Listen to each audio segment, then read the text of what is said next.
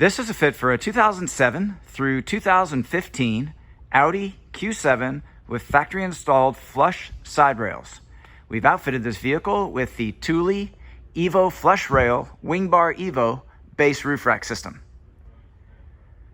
The system is using the WingBar EVO 118 load bars in black, 47 inches in length, the EVO flush rail foot pack, and the vehicle-specific fitting kit, which includes the contoured rubber bases and the rubberized metal brackets, which grip to the flush side rail. This is part number 6025. Here we have the bars positioned at the recommended distance of 27.5 inches from front to rear, center to center. The maximum weight carrying capacity is 165 pounds, evenly distributed. There is no interference with the full operation of the sunroof. This product and the full line of Thule products are available at rackoutfitters.com.